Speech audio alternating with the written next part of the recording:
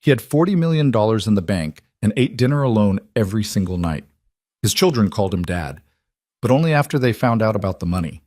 Before that, he was just the old man with the rattling truck and the calloused hands, the one they visited twice a year if the weather was good and their schedules allowed. I am Warren Mercer, and what I'm about to tell you is the most painful education of my 73 years on this earth. If this story speaks to something you've carried, drop your city in the comments. I want to see how far the truth can travel.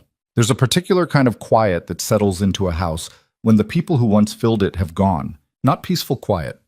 Not the kind you earn after a long day's work when you sit on the porch with a cold glass of something and let the evening wash over you. No, this is a different animal entirely. This quiet has weight. It presses against the walls. It sits in the chairs at the kitchen table where the kids used to fight over the last biscuit, where my wife Margaret used to laugh so hard she'd have to set down her fork. This kind of quiet has memory in it, and memory, I've learned, can be its own slow cruelty. My name is Warren Mercer. I'm 73 years old, and I have lived in this same house on Callaway Road for 41 years. The porch sags a little on the left side. I keep meaning to fix it. Always have, probably always will. The kitchen faucet drips when the weather turns cold. The floorboard just inside the back door makes a sound like a wounded cat if you step on it wrong, and I step on it wrong every single morning because some habits are too old to change. I know every crack in this house, every stubborn window latch, every water stain on the ceiling from the leak we had the winter of 2009. I know this house the way I know my own hands, worn, a little rough around the edges, but still holding. Margaret used to say this house had a personality. She said it the way other women might complain about a difficult relative. Affectionate irritation, you know? Warren, your house is being dramatic again, she'd say when the pipes groaned on cold nights. She passed 8 years ago this coming March. Pancreatic cancer. 16 weeks from diagnosis to funeral, which is its own kind of violence. After she went, the house got louder in all the wrong ways and quieter in all the ones that mattered. My daughter Claire was 44 when all this happened. She lived 30 miles north in a newer neighborhood, the kind where all the houses look like they were printed from the same file and the lawns are maintained by people who aren't the homeowners. She worked in hospital administration, drove a silver SUV, and had a particular talent for making you feel seen and dismissed in the same sentence. She had inherited her mother's sharp cheekbones and her maternal grandmother's sharper tongue, though she'd learned to wrap the latter in the language of concern so that sometimes you couldn't tell the difference. My son Ethan was 41. He'd spent the better part of 2 decades chasing one business idea after another with the enthusiasm of a golden retriever and the follow-through of a child with a new toy on Christmas afternoon. There was the landscaping company that lasted 2 seasons, the food truck that made it through one summer festival before the fryer gave out, and so did Ethan's interest. The franchise opportunity, he never told me which franchise, that required a $30,000 investment and returned approximately nothing. He had his mother's eyes and his own particular brand of optimism that I used to admire and had slowly, quietly come to recognize as something else. Something closer to entitlement wearing the costume of ambition. I loved both my children. I want to be clear about that because what comes next could make a man sound like he had given up on them entirely, and that would not be honest.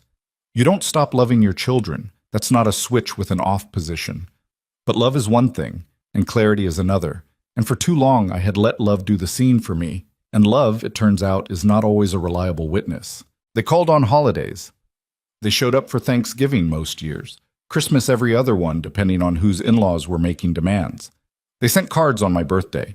Claire's always arrived on time. Ethan's usually a few days late with a text that said, "Sorry, Dad. You know how it is." I did know how it was. That was the trouble. I had become, in the quiet accounting of family life, what you might call optional. Not hated, not resented, or so I told myself, just not necessary. Not someone whose presence changed the temperature of a room. Not someone they thought about on a random Tuesday afternoon. I was the background of their lives, the old house they'd grown up in. Still standing, still functioning, worth acknowledging at appropriate intervals. I drove a 2009 Ford F-150 that shook when you hit 60 on the highway. I wore the same Carhartt jacket I'd owned for 11 years. I shopped at the same grocery store I'd been going to since Reagan was president. On Friday nights, I ate supper at May's Diner on the edge of town, where the coffee was bad and the pie was excellent, and the waitress, a woman named Dolores, who was maybe 60 and had the energy of someone half that, always called me Hon and kept my cup filled without being asked. That was my life. Quiet. Modest. Mine. What my children did not know, what almost no one knew, was that 6 months before any of this began, I had sold Mercer & Sons Repair. I should explain what that was, because it matters. It matters more than the number that followed. I had started that business with $2,200, a secondhand set of tools, and a rented space no bigger than a 2-car garage when I was 29 years old. Margaret was pregnant with Claire. We were living in a rental with a landlord who fixed nothing and a hot water heater that went out every 3rd month. I had been working for a man named Hal Dietrich for 6 years. Good man, fair boss. But Hal was 63 and tired, and the business had stopped growing the way a business needs to grow. I saw the ceiling he'd accepted, and I didn't want to live under it, so I left. People thought I was a fool. My own mother called me reckless, which, coming from a woman who had scraped together a family of 5 on a laborer's wages, was not a small thing to hear. But I worked. Lord, I worked. 14-hour days. Saturdays that bled into Sundays, holidays spent catching up on repairs that customers needed done before Monday. I built relationships. I built a reputation. When I told someone I'd have their equipment back to them by Thursday, it was back by Wednesday. When I quoted a price, that was the price. No sudden additions, no asterisks. Slowly, then steadily, then remarkably, the business grew. By the time my children were in high school, I had 12 employees, a proper facility, and contracts with 3 county school districts and a regional construction company. I expanded twice. I brought in a second manager when my back started giving me trouble. I modernized what needed modernizing and kept what worked exactly as it was. By the time I was 65, Mercer & Sons Repair, and yes, I kept the name even though neither of my sons had ever worked a single meaningful day in it, a fact I will return to, was valued at something I once would have called impossible. When the offer came in, I sat with it for 3 weeks. I took long walks. I ate supper at May's and stared at the pie without touching it, which alarmed Dolores enough that she asked if I was feeling poorly. I drove out to the old cemetery where Margaret was buried and sat in the truck for a while without going in. And then I signed $42,300,000. After taxes, after fees, after everything, I walked away with a number that still does not feel real when I say it aloud. $40,263,000. I put it in 3 separate accounts, set up with the help of a financial advisor named Patricia Holloway, who I had used for 20 years and who I trusted absolutely. I updated my will. I added protections I won't go into detail about because the specifics don't matter as much as the reason. And then I went back to my house on Callaway Road. I fixed the fence post that had been leaning since October. I made a pot of coffee.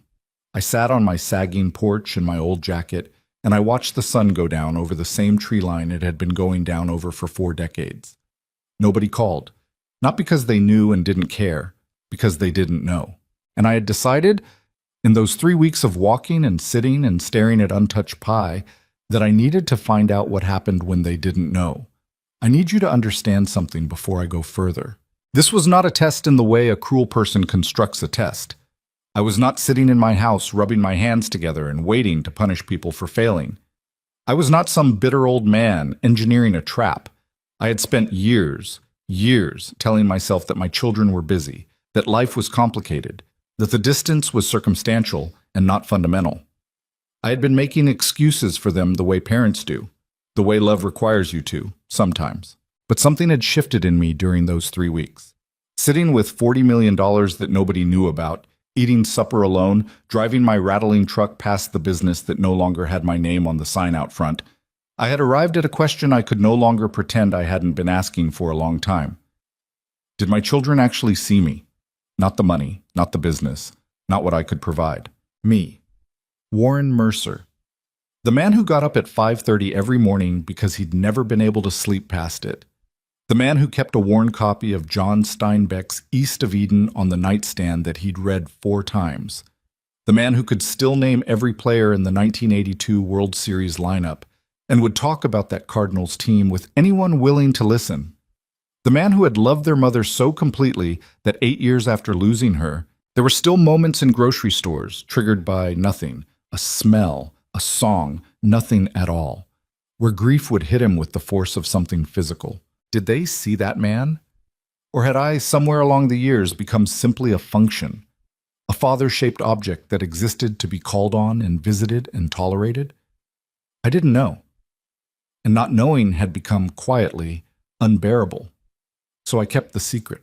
I kept driving the F-150. I kept wearing the Carhartt jacket. I kept eating pie at Mae's on Friday nights. And I watched. Totes. The first month after the sale was strange, in a way I didn't anticipate. I had expected to feel something monumental. Relief, maybe. Or joy. Some clear, clean joy. Instead, I felt mostly the same as I had before, except with a low-grade awareness that something enormous had happened that I couldn't talk about. It was like carrying a stone in your pocket everywhere you went. Not heavy enough to drag you down, but there, always there, when your hand drifted to it. I called Claire on a Wednesday evening, the way I sometimes did. "Hey, Dad." She sounded distracted, which was her baseline state in phone conversations with me. I could hear the particular soft click of her keyboard in the background. She often answered my calls while still working. I had noticed this over the years and had long since stopped feeling the particular small hurt of it. "Just calling to check in," I said. "How are the kids?" Her children, my grandchildren, were 16-year-old Noah and 13-year-old Sophie. Sophie I saw mostly in photos. Noah I saw more, though not as much as I'd have liked, because Noah was the kind of teenager who actually tolerated his grandfather's company without performing suffering about it. "Sophie's got this thing with her volleyball team," Claire said, the keyboard still clicking. "And Noah, honestly, Dad, I don't know what's going on with Noah lately. He's been quiet. I can't tell if it's just teenage stuff or something else. Has he talked to you about it?" A pause that carried more in it than she intended. "He talks to you more than he talks to me sometimes, you know." I did know. Noah had started coming by on Saturday mornings about a year prior. Not every Saturday, maybe 2 out of 4. He'd show up in the truck Claire let him borrow, still learning to drive, and we'd work on something together in the garage, or he'd help me with whatever project I had going, and we'd talk. Not about big things, usually. But that's where the real conversations live anyway. In the small, slow ones. "I could call him," I offered. More keyboard. "Sure, Dad. Hey, I've got to jump on this thing in about 10 minutes. Can I call you back this weekend?" She didn't call back that weekend. I didn't mention it the following time we spoke. Ethan called 3 days after that, on a Saturday morning. Ethan's calls always had a slightly different energy than Claire's, a brightness that was sometimes genuine and sometimes performed, and I had developed over the years a rough ability to tell which was which. This one was performed. "Dad, man, you sound good. You sound really good." "I'm fine, Ethan." "Still driving that truck?" "Still driving that truck." He laughed. "God, that thing should be in a museum. Dad, listen, I've been thinking about this opportunity." And there it was. The particular pivot. It had a rhythm to it by now, Ethan's business conversations, the way they orbited back from pleasantry to ask. I had helped him financially over the years more times than I could precisely count. I had told myself each time that it was what fathers did, that someday he'd find his footing. "Tell me about it," I said, because I always said that. He told me. It was something involving a warehouse space and an online retail model that I understood perhaps 30% of. He needed $18,000 to get started. His voice had that particular quality of someone making a question sound like a statement, presenting a plan, not asking a favor, but the ask baked into every word. "Let me think on it," I said. A brief pause. "Of course, yeah, no pressure, just, the timeline's a little tight on the space, so I said I'll think on it, Ethan." Another pause. "Right, yeah, absolutely." The brightness dimmed a little. "How are you feeling, though? You eating okay?" "I'm eating fine." Good, good. "Hey, let me let you go. Love you, Dad." "Love you too." He hung up, and I sat with the phone in my hand for a moment, not feeling angry exactly, not even hurt precisely. Something more like tired. The weariness of a pattern recognized. Teague. 2 weeks after that conversation, Noah showed up on a Saturday morning with a bag of hardware store supplies he'd bought with his own money. He'd called ahead and asked what I needed, which was the kind of thing that boy did that his mother had never quite understood, and I'd never quite been able to explain. We were replacing some rotted boards along the side fence. Late September, cool enough to work without sweating through your shirt. The kind of morning that in another season would be miserable, but in early fall feels like a gift. Noah worked without complaint. He was 16 but had the steady hands of someone who had done work like this before, which he hadn't. He just paid attention. He had his mother's cheekbones too, actually, and something in his eyes that reminded me occasionally of Margaret. Not the color. Margaret's eyes were gray and Noah's were brown, but something in the quality of attention behind them. We worked for an hour, mostly in silence. Then he said, without looking up from the board he was setting, "Grandpa, can I ask you something weird?" "Weird is fine." He was quiet for another moment, fitting the board into place. "How do you know when you can trust somebody?" I set down my hammer. "That's a big question for a Saturday." "Yeah." He straightened up, squinting against the light. There's this thing, at school. Doesn't matter what exactly, but I found out something about someone I care about, and I don't know if I'm supposed to say anything or just keep it." I looked at him. He wasn't looking at me, studying the fence with great unnecessary concentration. "Is anyone getting hurt?" I asked. "No, nothing like that." "Is keeping it hurting you?" He considered that with the genuine seriousness that I had always appreciated about him. Other 16-year-olds would have deflected. Noah sat with hard questions. "I don't know, he admitted. "Maybe a little." "Then you probably already know your answer," I said. "The things we hold on to when they're too heavy to carry. They don't stay secret. They just change shape." He nodded slowly, picked up his hammer again. "Yeah." We didn't talk about it again that day, but I noticed toward the end of the morning that he moved through the rest of the work with something slightly different in his posture, like a decision had been made that he hadn't quite announced yet, even to himself. I didn't know then what he had found. I would learn 2 weeks later. Well, the way it came out was not dramatic. That's the thing about the moments that change everything. They rarely arrive the way you'd expect. They arrive quietly, through a side door, dressed like something ordinary. Claire called on a Tuesday night. "Dad?" Her voice was different, not the distracted, half-present voice of our usual calls. Full attention, both hands on the conversation. "Can we talk?" "We're talking. I mean, really talk. Can I come by Thursday?" Something shifted in my chest. Not alarm exactly. More like the feeling you get before a storm when the air pressure changes and the birds go quiet. "Sure," I said. "Come for supper." She came Thursday. She dressed nicely, not overdressed, but notably more put together than her usual rushed-out-of-work appearance. She brought a bottle of wine I didn't open and a casserole dish covered in foil. "I made your favorite," she said, setting it on the counter. "Turkey and rice." I watched her move around my kitchen with a studied casualness, touching surfaces she hadn't touched in years, commenting on things she normally didn't notice. "You should put some curtains in here, Dad. Something warm. It would brighten it up." "The kitchen's been fine for 40 years, I said. She laughed. It was a warm laugh, genuinely warm. Claire was not an unkind woman, I need to keep saying that, but there was something underneath it that I couldn't immediately name. We ate. She asked about my health, more specifically and more gently than usual. She asked about the truck, which she had never in recent memory asked about. She asked whether I needed anything around the house. "I'm fine, Claire." "I know you're fine. I'm just asking." After dinner, she helped clear the dishes, another departure from habit, and then sat back down at the kitchen table with her hands folded in front of her. "Noah told me something," she said, and there it was, the side door. "Did he?" I said. "Dad?" She leaned forward slightly. Her eyes were sincere, or they wanted to be. "Is it true? About the business?" I was quiet for a moment. I thought about the 3 weeks I'd spent deciding. I thought about $42 million and eating alone. "What did Noah tell you?" I asked. "He said he found an account statement. He was helping you file some mail.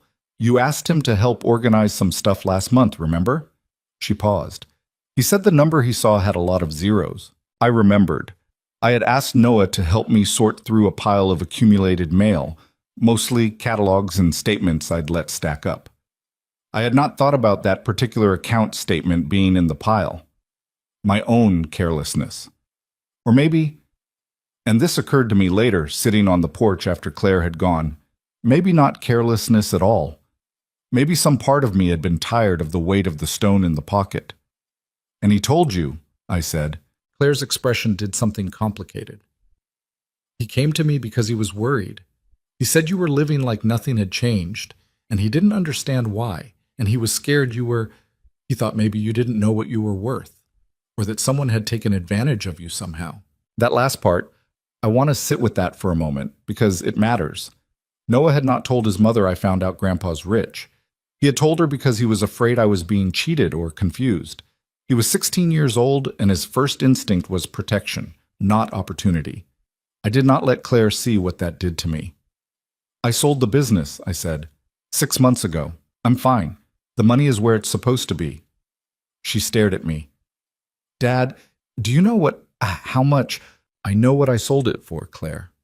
The silence lasted several seconds. Then quietly, why didn't you tell us?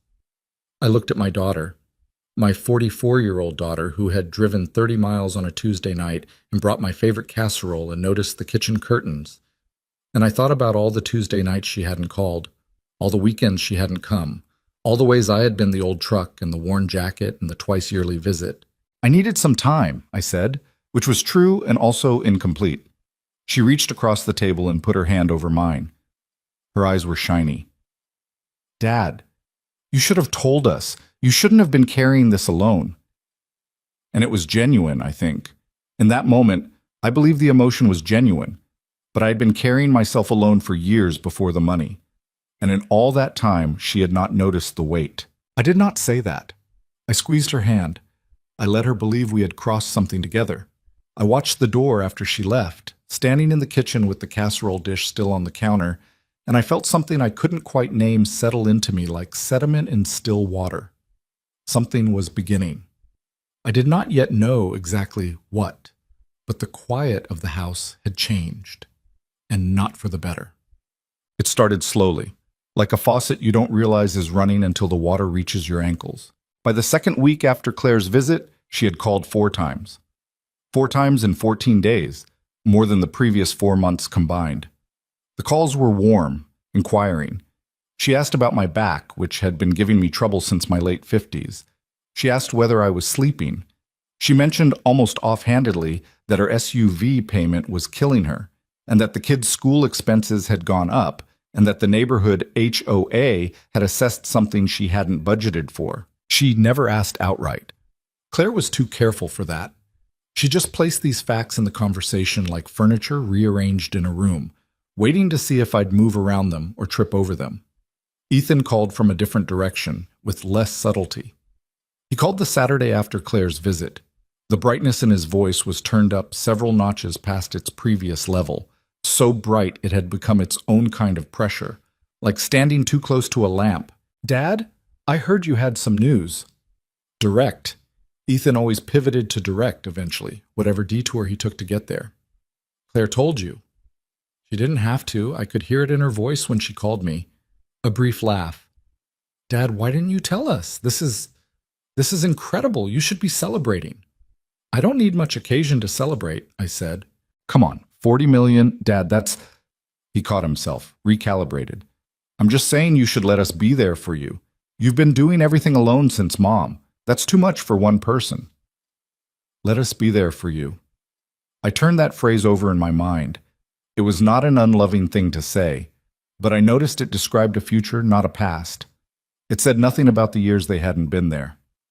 I'm all right, Ethan. Dad?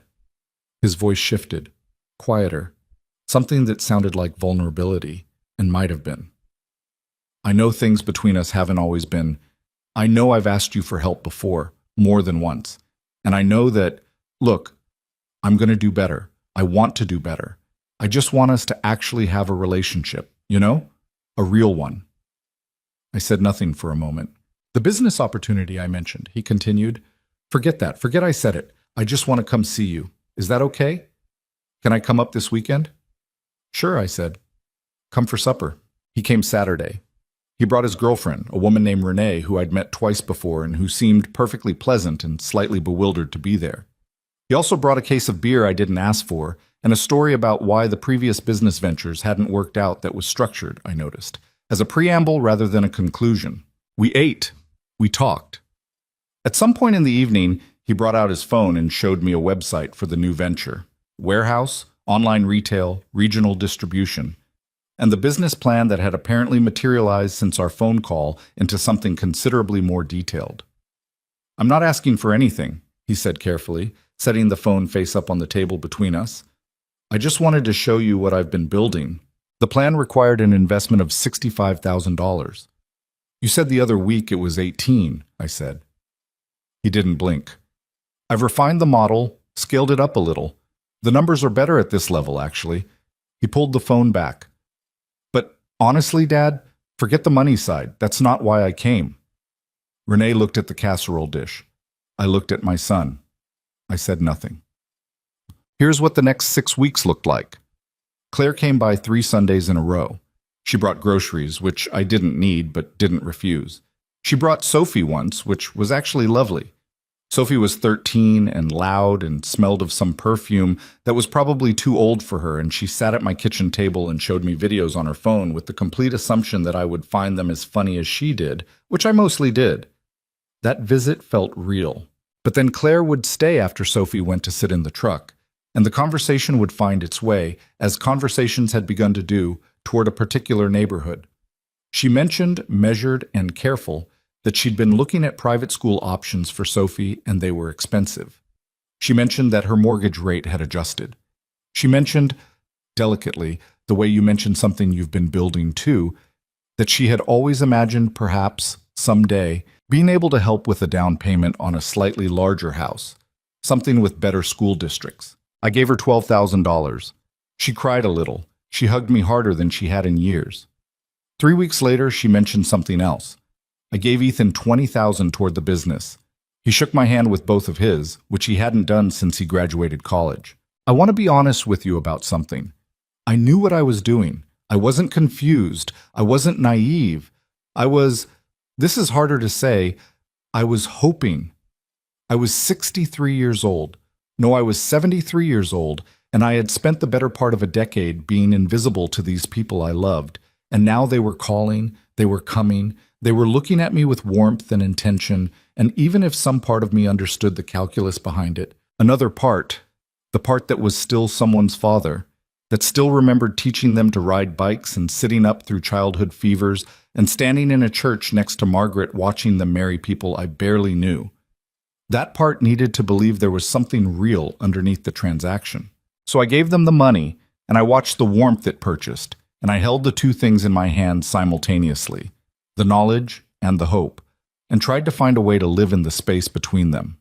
It is an exhausting way to live. Noah came by on a Saturday in the middle of all this. He didn't know about the money I'd given his mother. We worked on something in the garage. I was rebuilding a small engine, the kind of project that requires attention and patience and just enough complexity to keep your mind from wandering. And after a while he said, without looking up, "Mom seemed different lately." "How do you mean?" "I don't know. Lighter, but also like..." He paused, searching. "Like when someone's being really nice to you because they want something, but you're not sure if that's actually what's happening or if you're just being paranoid?" I set down my wrench. This boy. "You're not paranoid," I said. "You're perceptive. There's a difference." He looked at me then. "I shouldn't have told her about the account. Should I?" It was not quite a question. "You did what worried you into doing," I said carefully. "That's not wrong. It was what happened after that mattered." He was quiet. Then, "I'm sorry, Grandpa." "Don't be sorry, Noah. Just keep being who you are." He nodded, picked up his own wrench. We worked in silence for a while. And in that silence, in that ordinary garage on that ordinary Saturday, I understood something I hadn't quite let myself understand before. I was already carrying the answer to the question I'd been asking. I had been carrying it every weekend for a year, in the form of a 16-year-old boy who drove over on his own and spent his Saturday mornings replacing fence boards and rebuilding engines with an old man who had nothing to offer him except time and attention. I knew what real looked like. That was the trouble, because now I also knew, with a clarity that the money had stripped of all ambiguity, what it looked like when real was absent. And I did not know yet what to do about the space between those two things. I would learn soon enough. Because Ethan had been quiet for 2 weeks, and in my experience, Ethan's silences were not the peaceful kind. They were the kind that built towards something. And something, I could feel it in the changed air of my house, in the too frequent calls and the careful casseroles and the business plans left face up on kitchen tables. Something was coming. But Ethan's silence lasted exactly 11 days. I know because I counted, not intentionally, not with any kind of scorekeeping in mind, but because the quiet after a period of noise is its own kind of loud. After weeks of calls and visits and business plans left open on my kitchen table, 11 days of nothing had a particular texture to it, like the pause before someone says something they've been rehearsing. He called on a Thursday evening, around 7, when he knew I'd be done with supper and settled into the slowest part of my day. "Hey, Dad." His voice was different again. Not the performance brightness of the weeks before, but something more deliberate. Careful in the way a man is careful when he's choosing his words before he opens his mouth. "You got a few minutes?" "I've got time," I said. "I wanted to talk about the money, the 20,000. I waited. I want you to know it's going to the right places. The warehouse space is locked in, and the supplier relationships are coming together. I've got a guy who can handle the logistics side. It's moving." He paused. "But I've hit a wall on one piece of it." There it was, the shape under the sheet. "What kind of wall?" I asked, even though part of me already knew. "The inventory buy-in, the first order. It's bigger than I projected because the supplier has a minimum threshold that I didn't account for, and—" He stopped, recalculated, tried a different approach. "Dad, I need another 30,000. I know, but this is the last piece. After this, the machine runs itself." The machine runs itself. I had been hearing variations of that sentence from Ethan for 20 years, and the machine had never once run itself. The machine had always required another 30,000, another piece, one more threshold.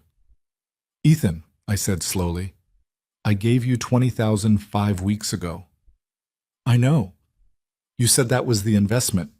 "Dad, things changed. The model scaled. That's a good thing. It means the opportunity is bigger than I thought. Or it means the numbers weren't right to start with." The silence between us had a different quality than it usually did. Less negotiating, more something else. More like the air before an argument that's been waiting to happen for a long time. "I'm not asking you to throw money away," he said, and now the careful tone had sharpened slightly at the edges. "I'm asking you to invest in your own son. You have $40 million, Dad. 40 million. 30,000 is nothing to you." And there, right there, was the sentence that changed something permanently in me. Not the request, not the amount, the logic. You have 40 million, so 30,000 is nothing, as if my fortune had reclassified him, as if the existence of the money had quietly renegotiated the terms of our relationship without my consent. "It's not nothing to me," I said quietly. "It never will be nothing. I built that #1 invoice at a time, Ethan, one repair at a time, over 40 years. I know you did. I'm not saying you didn't." "Then don't talk to me about what's nothing." Another pause. When he spoke again, the edge in his voice had been sanded down, replaced with something that tried to sound wounded. "I'm just saying I thought family took care of family." "Family does," I said. "I already did." I ended the call not long after, politely enough, without resolution. I sat in the kitchen with the phone on the table and the house quiet around me, and I thought about that phrase, "family takes care of family," and how it only seemed to travel in one direction in my experience. How the debt was always mine to settle and never theirs to notice. 3 days later, Ethan called again. This time his voice had dropped the pretense almost entirely. He was frustrated in a way he wasn't bothering to fully conceal, which was, I realized, its own kind of honesty. "Dad, I've got partners waiting on this. I've made commitments. If I don't come through with the inventory money, the whole thing falls apart, and I lose the 20 you already gave me, too. That's a risk you took, I said. Dad, I'm not giving you more money right now, Ethan. I kept my voice even. Not cold, but steady. The way you hold a fence post while someone pours the concrete, you just hold it. I love you. That's not what this is about. He hung up without saying goodbye. I sat with that for a long time. The click of the call ending, the silence. I had expected it to hurt more than it did. Or maybe what I felt was hurt, just a different variety than I recognized. Less sharp, more like a slow settling, like something I'd known was coming finally arriving. Claire called 2 days after that, which told me they had spoken. She opened with a different approach than Ethan's, softer, more patient, more fluent in the language of concern. Dad, Ethan told me you guys had a hard conversation. We disagreed, I said. That's different from hard. He's struggling, she said. You know how he gets. I do know how he gets. I've known for 40 years. A brief silence. Then, I just think, Dad, when you're in a position to help someone, especially your own child, and you have the resources, it doesn't make sense to withhold it. Withhold. I turned that word over carefully. Withhold implied I was holding something back that was rightfully owed. It implied a debt I hadn't agreed to carry. I gave him $20,000 5 weeks ago, I said. I know you did, and that was incredibly generous, but the situation changed. The situation changed because his numbers were wrong. That's not a reason for me to fix it. That's a reason for him to learn something. The temperature of Claire's voice dropped a few degrees. Not dramatically. Claire never went dramatic. That was Ethan's territory. She went precise. Careful. The way someone gets when they're moving pieces on a board. Dad, I think you're being a little rigid about this. We're talking about your family. I'm talking about my family, I said. That's exactly what I'm talking about. We ended the call with the surface politeness intact and everything underneath it cracked. I want to tell you what that week felt like. I want to try to explain it honestly, without making myself into something more stoic than I was. Because the truth is that those days, those particular days between Ethan's second call and what happened next, those days were some of the loneliest I'd felt since the weeks after Margaret died. There is a specific grief in seeing your children clearly, not the grief of hating them. I never came close to that. But the grief of understanding, finally, fully, without the soft filter of parental hope, that the people you raised have become strangers in a particular way. That somewhere between the kids who fought over the last biscuit and the adults on the other end of the phone, something got built in them that you didn't put there and don't recognize and cannot fix. I was good at fixing things. 40 years of fixing things. This was the one I didn't have a tool for. Noah came by that Saturday. He could tell something was off. That boy has always read rooms the way some people read faces, accurately and without seeming to try. We were out in the garage again, and after about 20 minutes of working, he said, without preamble, "What happened? What makes you think something happened? Because you've put that same bolt in and taken it back out 3 times. I looked down at my hands. He wasn't wrong. I told him some of it. Not all. I was careful about that. Careful not to make him into a referee between his mother and his grandfather. But enough. I told him that his uncle had asked for more money, and I'd said no, and that it hadn't gone smoothly. Noah was quiet for a moment, then, "Good." I looked at him. "Sorry," he said. "I know I'm not supposed to say that, but good. You shouldn't give him more." He set down his wrench. "Grandpa, I've been watching this for the past few months, and I know it started with me telling Mom, and I feel bad about that. But the way they've been, it's not—" He stopped, searching for the right word. "It doesn't feel right. The way they call now versus how they called before." "No," I said. "It doesn't." "Does it bother you that I said something?" I looked at my grandson, 16 years old, sitting in my garage on a Saturday morning with grease on his hands and guilt on his face about something that had not been his fault, trying to figure out how to be loyal to everyone at once. "You were worried about me," I said. "That's not something I'm going to hold against you." He nodded slowly, but I could see he was still holding it against himself, which is the particular burden of people who feel things deeply. They carry other people's weights as their own. "I'm sorry anyway," he said. "Stop apologizing," I said. "Help me figure out what this bolt is doing wrong." He almost smiled. We went back to work, but I sat with his words, the way they call now versus how they called before, long after he'd driven away. Because that observation from a 16-year-old contained more clear-eyed truth than I had been able to let myself state plainly. The calls had changed. The frequency, yes. But more than that, the texture. Before the money, when Claire called, the conversation had a kind of ambient quality, like background noise you don't particularly notice. Twice a month, a few minutes, an accounting of surface events. After the money, the calls had intention. They arrived with architecture, questions that were positioned rather than asked, warmth that was calibrated in a way warmth shouldn't need to be. I had been telling myself it was possible they genuinely wanted to reconnect, that the money had simply given them a reason to reach out when they should have been reaching all along, and maybe this was the start of something real. I had been saying that to myself the way you say things to yourself when you know the truth but aren't ready to live in it yet. Noah had said it plainly. And something about hearing it plainly, from someone with nothing to gain from saying it, cut through the last of my patience with my own self-deception. The second Saturday of that month, Claire came by unannounced. That was new. Claire had always been a call-ahead person. She'd inherited that from her mother, who believed in the decency of warning. The fact that she appeared at my door at 11 in the morning without notice told me the visit was not casual. She came in and I put coffee on and she sat at the kitchen table, and for a few minutes we talked around the edges of things. The weather, Sophie's volleyball, something about the neighborhood. And then she set her mug down and looked at me in a way that was different from anything I'd seen from her in recent memory. Not warm, not cool, measured, like someone who'd made a decision in the car on the drive over. Dad, I need to be direct with you about something. Go ahead. Ethan and I have been talking a lot about you, about the money, about... She paused. We're worried, Dad, and I know you're going to say you're fine, but I'm asking you to just listen for a minute. I'm listening. You sold a $40 million business and you haven't changed a single thing about your life. You're still in this house, still driving that truck, still eating at that diner on Fridays. You haven't talked to a wealth advisor. You haven't changed your will as far as we know. You don't know anything about my will. And you turned down your son when he needed help. Her voice was still careful, still precise, but underneath it something was tightening.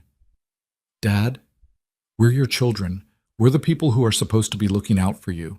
And right now, honestly, I'm looking at you and I'm asking myself whether you're making decisions that are in your best interest. I set down my coffee cup, very slowly and deliberately, the way you do when you want your hands to stay where they are. Are you questioning whether I'm capable of managing my own affairs, Claire? She held my gaze.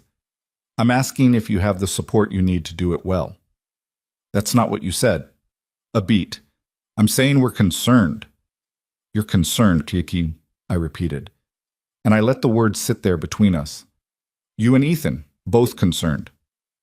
Yes, the same Ethan who called me twice in 1 week asking for $30,000 after I'd already given him 20? Her jaw tightened slightly. Dad, the same Ethan who hung up on me when I said no? You don't understand the pressure he's under. I understand it precisely, I said. I understand it because I built a business from $2,200 and I never once called my father and told him his job was to fix my math. Silence. Claire looked at her hands, then back at me. I don't want to fight with you. I'm not fighting, I'm talking. I kept my voice steady. But I want you to hear me, Claire, because I'm going to say this one time and I'd like you to actually listen. I am not confused. I am not declining. I am not in need of management. I am a 73-year-old man who spent 4 decades building something real, and I sold it, and the money is mine, and I will decide what happens with it. You and your brother don't get a vote. Her eyes did something complicated. I could see her recalibrating the way she did in these moments. The shift from one approach to another, the way someone changes lanes on a highway. Okay, she said, quietly. Okay, Dad. She left 30 minutes later. The visit had not accomplished what she came to accomplish, and we both knew it. She kissed my cheek at the door, genuinely, I think, or as genuinely as that moment could manage, and told me she loved me. I told her I loved her too, Standing in the doorway, watching her back out of the driveway, I felt something clarify inside me that had been murky for weeks. Something about the word concerned, about what it meant that two people who had not concerned themselves with my daily life for the better part of a decade had now organized themselves around concern. Together, talking, planning. I had made a decision, standing in my kitchen some months prior, to see what happened when the money entered the picture. I had wanted the truth.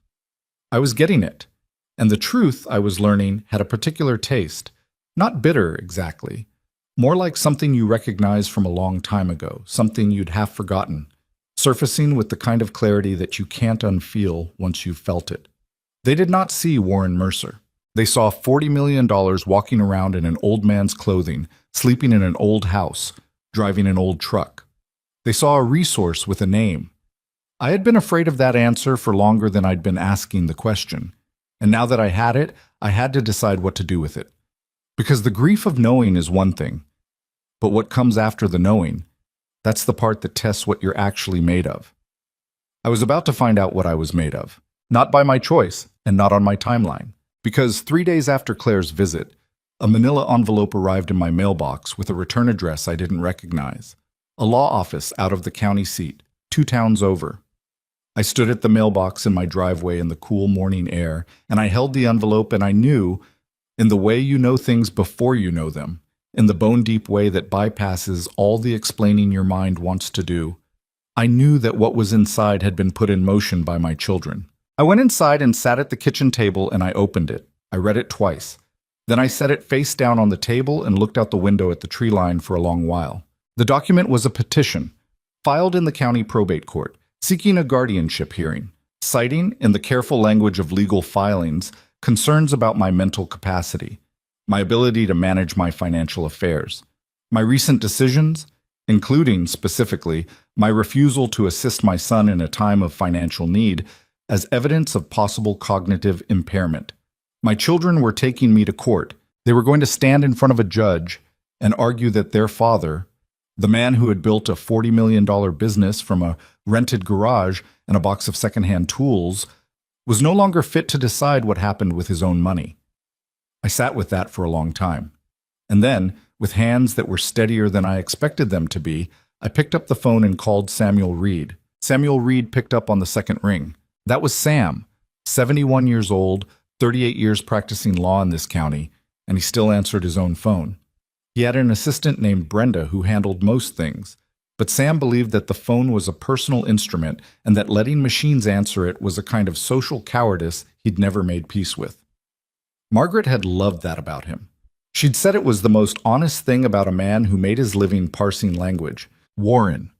His voice was the same as it had been for the 40 years I'd known him, low, unhurried, with the particular quality of someone who has heard most things and stopped being surprised by them. "It's been a while." "It has," I said. "I need to see you, Sam." A pause just long enough to register. "How soon?" "As soon as you can manage." Another brief pause. "Tomorrow morning, 8 o'clock. Come to the office. I'll have Brenda hold the first hour." I almost said I don't want to take up your morning. I had been about to say exactly that, the old reflex of a man who had spent a lifetime not wanting to inconvenience people. Instead, I said, "Thank you, I'll be there." I arrived at 7:55 with the manila envelope in my jacket pocket and a cup of coffee from the gas station down the block because I hadn't been able to sit still long enough to make a pot at home. Sam's office was on the second floor of a building that had been built in the 1940s and showed it. Creaking stairs, tall, narrow windows, the particular smell of old wood and paper that Sam had never tried to modernize away. I had always liked that about his office. It felt like a place where things were taken seriously. He was already at his desk when Brenda let me in. He stood when I entered, which he didn't do for everyone, and he shook my hand with both of his. "Sit down, Warren." I sat. I took the envelope from my pocket and placed it on his desk between us. He read it without speaking. Sam read the way he did everything, slowly, completely, without commentary until he was finished. I drank my gas station coffee and looked at the window and let him read. When he set it down, he leaned back in his chair and looked at me steadily for a moment. "How long ago did this arrive?" he asked. "Yesterday morning." And you called me last night. Yes. He nodded slowly. All right. He looked at the document again, then back at me.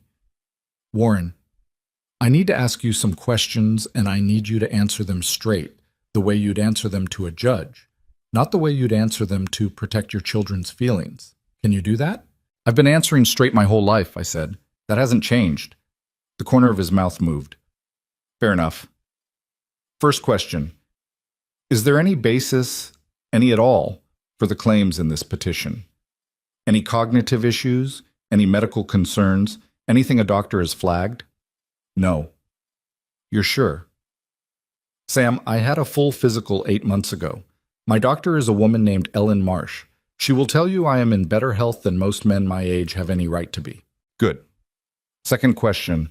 The financial decisions referenced here, specifically your refusal to provide additional funds to your son after an initial gift of $20,000, was that decision made clearly and voluntarily? Yes. Were you pressured at any point in the opposite direction? Manipulated into giving the initial 20? I thought about that honestly. I gave it hoping it would mean something it didn't mean. That's not manipulation. That's wishful thinking. The decision was mine. Sam wrote something down. Third question, and this one matters more than it sounds. Did you have any documentation of your finances, your decision-making process, your mental clarity prior to receiving this petition? Letters, emails, anything with dates on it? I hadn't thought about that. Not specifically. Okay, we'll work with what we have. He set down his pen and looked at me directly. Warren, I'm going to tell you what this petition is and what it isn't. It is a legal filing. That gives it a certain weight in terms of process. You will have to respond, there will be a hearing, and a judge will make a determination. What it is not is a verdict. It is not evidence. It is a claim made by two people who have a financial interest in the outcome, which any competent judge will notice immediately. He paused. It is also one of the ugliest things I've seen in 38 years of family law, and I've seen some ugly things. I looked down at my coffee cup. They're my children, Sam. I know they are. I taught them to ride bikes. I sat up with them when they had fevers. I walked Claire down the aisle. I stopped. My voice had done something I hadn't planned on, and I took a breath. I know what this petition says about them. I'm asking you to help me without losing sight of that. Sam was quiet for a moment. Then, carefully, I can do that. I'll fight this as hard as anything I've ever fought. And I'll do it without losing sight of the fact that they're your children. He paused. But Warren, I need you to stop protecting them from the consequences of what they've done. That's not the same as hating them. It's just the truth. Can you hold both those things?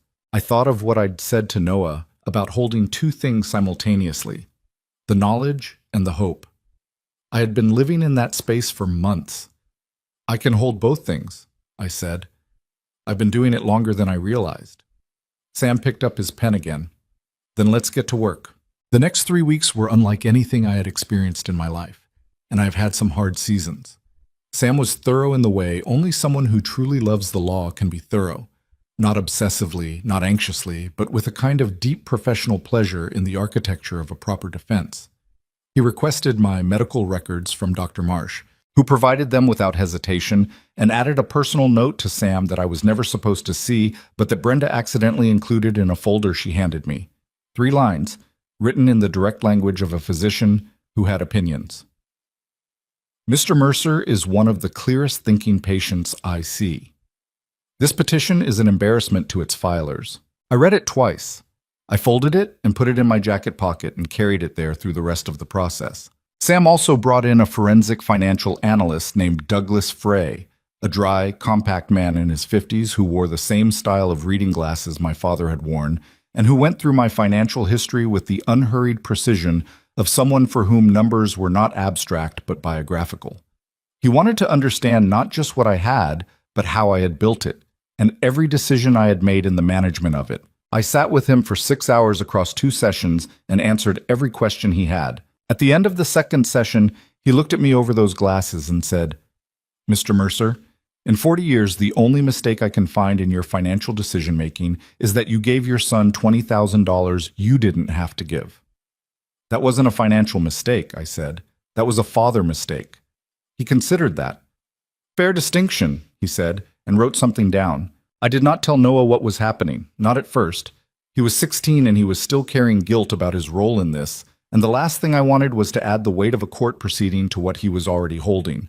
But he was perceptive, as I have said, and perceptive people are hard to keep things from.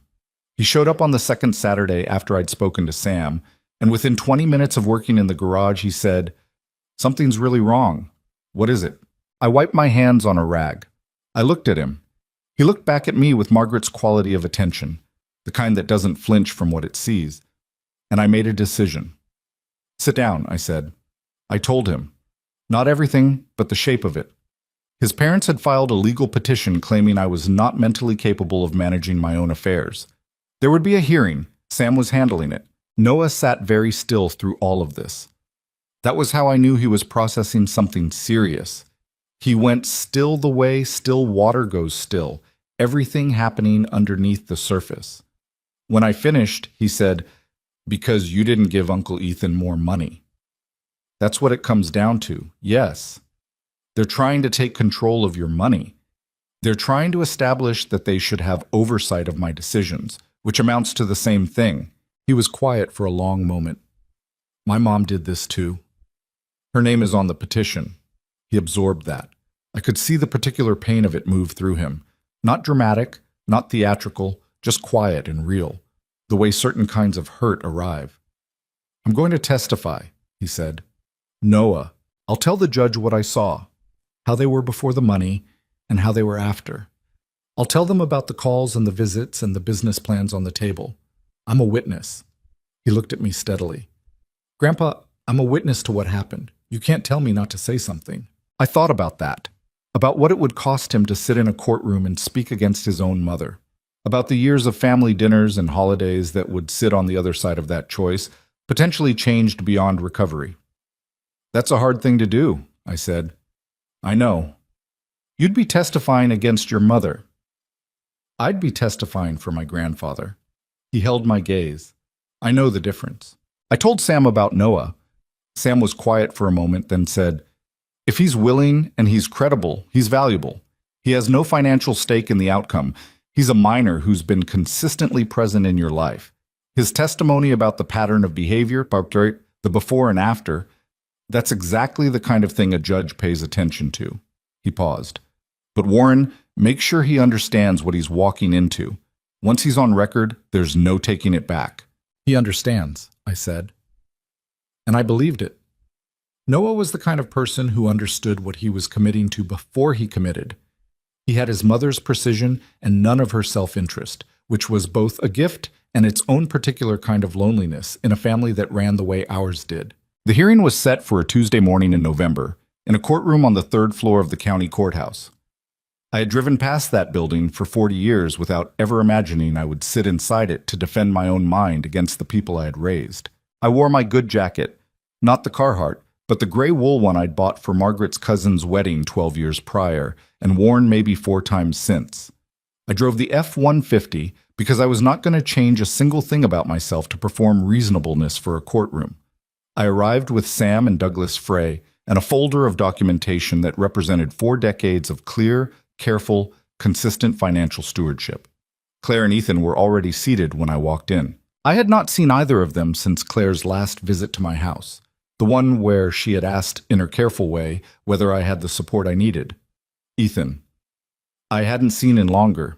They were seated on one side of the room with a man I didn't know, their attorney presumably, a younger man in a good suit who had the practiced calm of someone accustomed to making uncomfortable arguments sound reasonable. Claire looked at me when I walked in. Her expression did something that I think, on another day, in another life, might have been guilt. She looked away. Ethan did not look at me at all. He stared at the table in front of him with his jaw set and his shoulders carrying a tension I recognized from when he was 19 and had broken something he didn't want to admit to. I sat down. Sam put his hand briefly on my forearm, not dramatically, just for a second, the way old friends do when they want to say I'm here without saying anything. Then he straightened his papers and became the attorney I had known him to be, which was formidable. The judge was a woman named the Honorable Patricia Gaines. She was perhaps 60, with reading glasses on a chain and the kind of face that had long since stopped performing patience and simply been it. She had been on the bench for 19 years. Sam had appeared before her multiple times. He had told me simply, "She's fair, that's all we need." The petitioners went first. Ethan and Claire's attorney, his name was Garrett, first name used the way young attorneys use it, aiming for approachability, presented the petition's argument in language that was, I had to admit, carefully constructed. It was not crude, and it did not call me senile outright. It talked about uncharacteristic patterns of decision-making, about isolation from family support networks, about a man who had sold a $42 million business and made no changes to his lifestyle, which was framed with a specific kind of audacity that I had to respect on a purely technical level, as evidence of possible disorientation regarding his circumstances. Not spending the money apparently was crazy. Not giving it to his children was evidence of cognitive decline. I looked at Judge Gaines while Garrett talked. She was writing notes. Her face gave nothing away. Ethan testified first. He sat in the witness chair and spoke about his father with the practiced sincerity of someone who had rehearsed the version of events in which he was the concerned son rather than the rejected borrower. He talked about my isolation. He talked about Margaret's death and how I had never fully recovered emotionally. He talked about my refusal to engage with financial advisors, which was false. Patricia Holloway could speak to that directly. And he talked about the $20,000 as an example of impulsive generosity that concerned him. The $20,000 he had asked for. The $20,000 he had called me twice in 1 week to pressure me toward increasing. I kept my hands flat on the table in front of me, and I breathed, and I did not look away from him. Claire's testimony was harder to sit through. Not because it was more damning, but because it was more truthful, in a sideways kind of way. She talked about visiting me and finding the house unchanged, and the truck unchanged, and the life unchanged. She talked about a father who seemed not to understand the magnitude of what he had. She talked, and here her voice did something genuine, something I believed, about being afraid for me, about lying awake wondering if I was okay.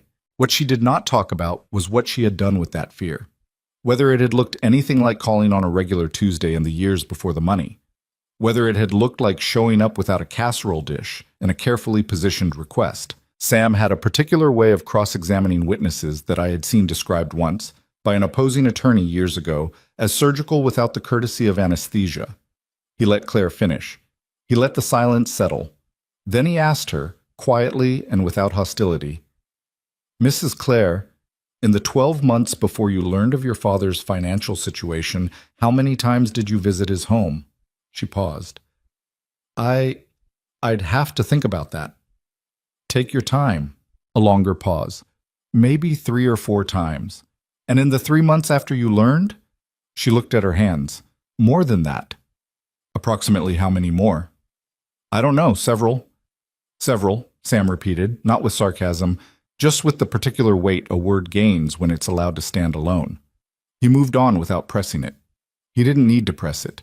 Judge Gaines was still writing. Then Noah took the stand. He addressed carefully, not formally, because he was 16 and formal would have looked like a costume, but carefully. He sat in the witness chair with his back straight and his hands in his lap, and he looked at the judge when he spoke, which Sam had told him to do, which he did naturally anyway because that was the kind of person he was. Sam asked him to describe in his own words the nature of his relationship with me over the past year. Noah talked about the Saturday mornings, the fence boards, the engine rebuilds, the conversations that weren't about anything large but that were, he said, with the plain accuracy of someone who didn't dress things up, the most honest conversations he had in any given week. Then Sam asked him to describe what he had observed in the family's behavior before and after the financial situation became known. Noah looked at his hands for a moment, then back at the judge. "Before," he said quietly, "my mom called my grandpa maybe twice a month. My uncle called when he needed money. My grandpa ate dinner alone. I was the only one who came by regularly, and that's because," he paused, "because I wanted to, because he's my grandpa and I like being around him." The courtroom was very quiet. "After," Noah continued, "they called all the time. My uncle came with business plans. My mom came with groceries and questions about his will and his financial advisor. The visits had a..." There was an agenda to them. Anyone could see it if they were paying attention. He looked down briefly. I know she's my mom, I know what I'm saying, but she asked me to tell the truth, and that's the truth. Sam had not asked him that last part. Noah had added it himself. I looked at my grandson sitting in that witness chair, 16 years old, delivering something that would cost him things I couldn't yet calculate. And I felt something that I have struggled since then to put into accurate language. Not pride exactly, though that was in it. Something older and quieter than pride. Something that felt like the recognition of a person. The particular gift of being seen by someone who sees clearly.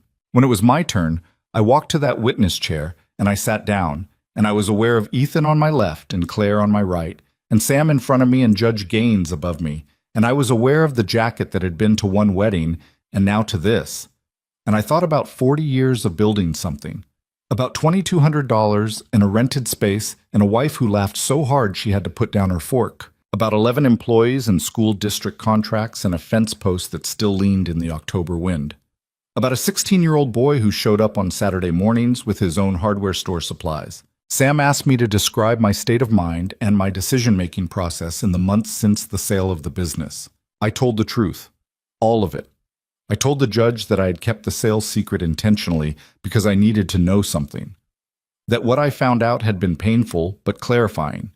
That I had given money to both of my children voluntarily and knowingly and regrettingly, not in the sense that I wished I hadn't, but in the sense that I could see by the time I gave it what it was purchasing and what it wasn't. That I had refused additional requests, not because I was confused, but because I was not confused. Not anymore. Mr. Mercer, Judge Gaines said. She spoke to me directly, which I understood was not standard procedure, and Sam didn't object. Do you understand the nature of this proceeding and what your children are asking the court to establish? Yes, ma'am, I said. They're asking you to find that I can't be trusted with my own life, my own money, my own decisions.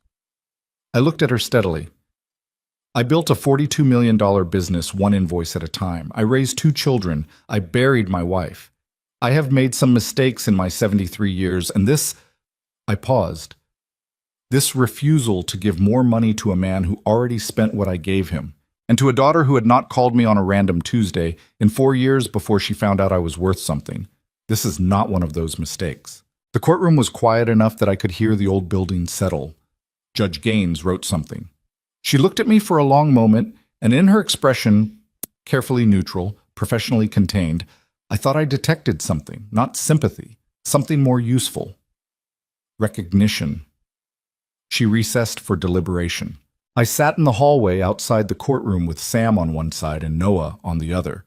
Ethan and Claire were at the far end of the hall, their attorney between them, speaking in low voices. Claire glanced toward me once. I held her gaze for a moment and then looked away. Sam said nothing. He had a particular capacity for useful silence. Sam did. He sat with his hands folded and looked at the floor and let the time pass. Noah sat close enough that his shoulder touched mine. He didn't say anything either. The 3 of us sat like that in the courthouse hallway, and the building creaked around us, and somewhere down below a door opened and closed, and I thought about Margaret, not with grief but with something that had lived past it, something quieter and more durable. She would have known what to say. She always knew what to say in the moments when I ran out of words. But she was not here, and I had gotten to this hallway on my own with a good attorney and a clear conscience and a grandson who had told the truth when it cost him something. That was not nothing. That was, in fact, almost everything. The deliberation lasted 41 minutes.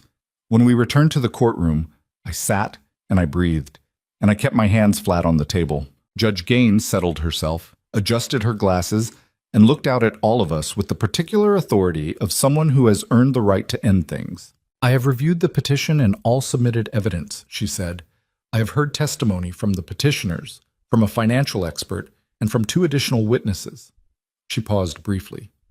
I find no credible basis, medical, financial, or behavioral, to support the claim that Warren Mercer lacks the capacity to manage his own affairs. I heard Claire make a small sound. The petition is denied in its entirety, Judge Gaines continued.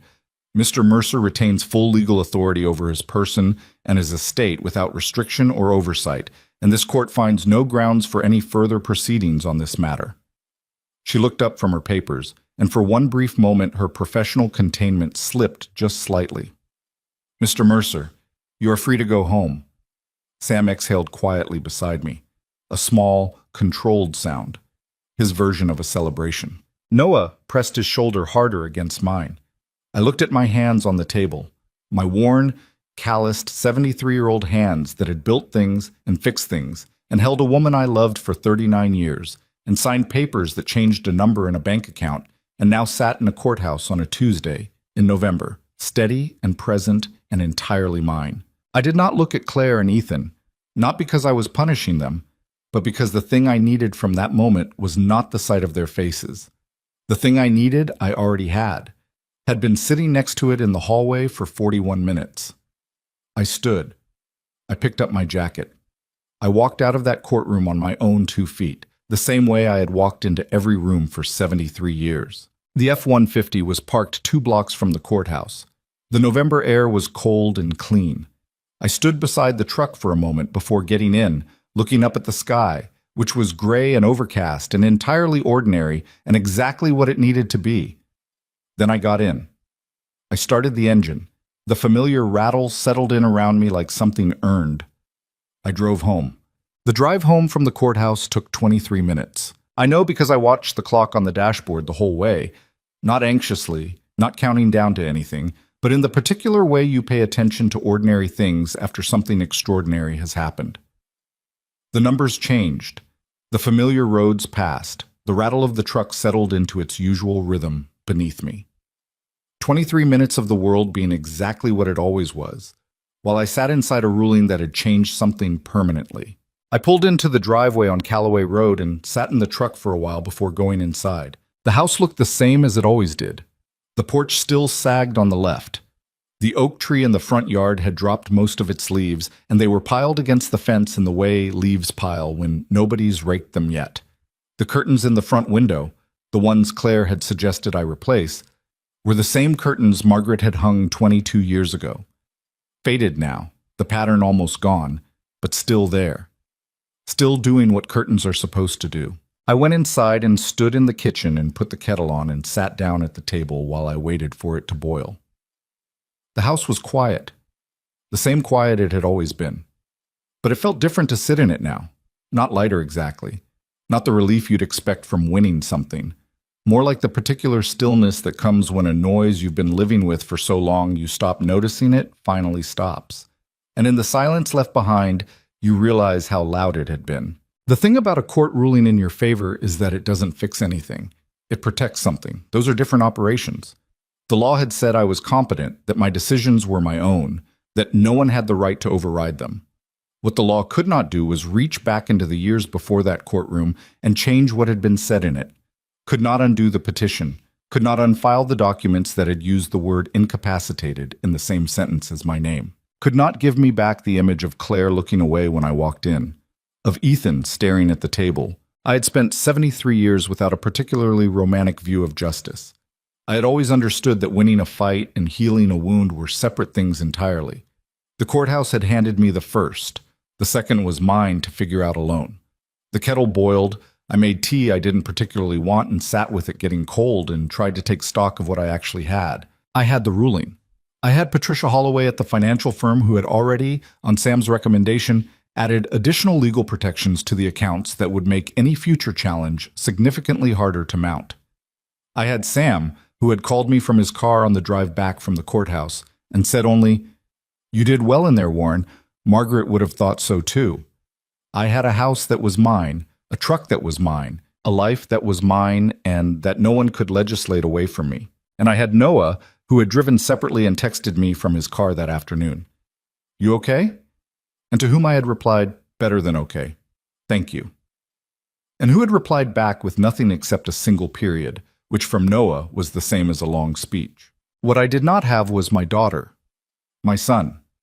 The version of those relationships I had spent years negotiating with myself about, recalibrating my expectations of, making accommodations for. That entire architecture had been dismantled not by the ruling but by the petition that had preceded it. By the moment when they had decided that the most efficient path to what they wanted ran straight through my dignity. In the days that followed the hearing, the silence from Claire and Ethan was total. No calls, no texts, no casseroles at the door. The absence was so complete and so sudden that it had its own sound. The particular sound of people who had been performing concern and had now, with the performance's purpose removed, stopped performing. I noticed that I felt less than I expected to feel about it. I had braced in those first days for the grief to arrive in force, for the specific grief of losing your children not to death or distance, but to the revelation of who they actually were beneath the roles you'd assigned them. I had expected that to break something in me, the way the weeks after the petition had threatened to. But what came instead was quieter, more like the settling of dust after a long disturbance. Not peace yet, not exactly, but the prerequisite of peace, which is the end of pretending. I had stopped pretending. That was not a small thing. About a week after the ruling, Sam called to go over a few remaining legal formalities, paperwork, documentation, a few adjustments to existing structures he recommended in light of everything that had happened. We handled the business efficiently, and then he said, "How are you holding up?" "I don't know yet," I said honestly. "Ask me in a month." Fair answer. A pause. "Warren, in 38 years, I've seen a lot of family money disputes. A lot of them. They're always ugly because money is never really about money in those cases. It's about everything else that wasn't said for years." He paused again. "What your children did was ugly. What your grandson did was one of the finer things I've seen in a courtroom, and I don't say that to any particular party lightly." I could hear him choosing his next words. "I hope you know that how this turned out. That was you. That was 40 years of being a man worth defending." I didn't say anything for a moment. "Thank you, Sam. Go fix something," he said. "That always helped Margaret when she was in a rough patch." He knew Margaret and me better than most. I laughed, which surprised me, a short, genuine laugh, the first one in what felt like a long time. I fixed the fence post that had been leaning since October. That sounds small. Maybe it is small. But there is something about the particular discipline of a physical task. The soil you have to dig out, the concrete you mix by hand, the precise angle of the post before the concrete sets, the patience required to let it cure before you test the hold, that engages the parts of the mind that grief and anger and too much stillness tend to cloud over. I worked on that fence post for an entire Saturday morning, and I thought about nothing except the fence post. When I was done, I pushed against it with both hands, and it didn't move. I stood back and looked at it. It was straight. It would hold. That was enough for one day. Noah came by the following Saturday, the second one after the hearing. He had not been by in between.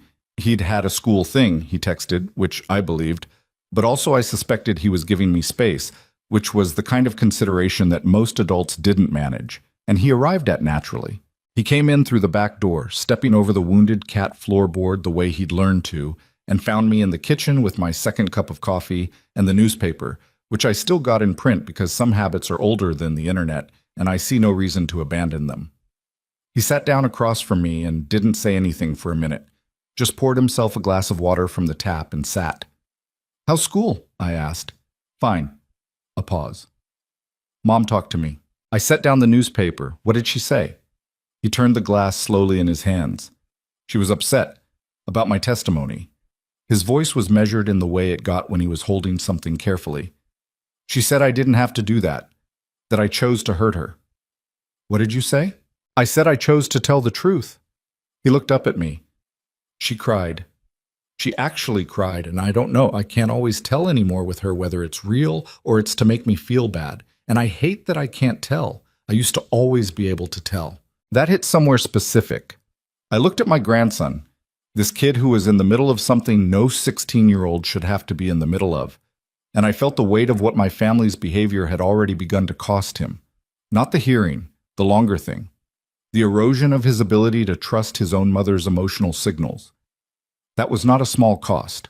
"Noah," I said carefully, "what your mother is going through right now, some of it is real.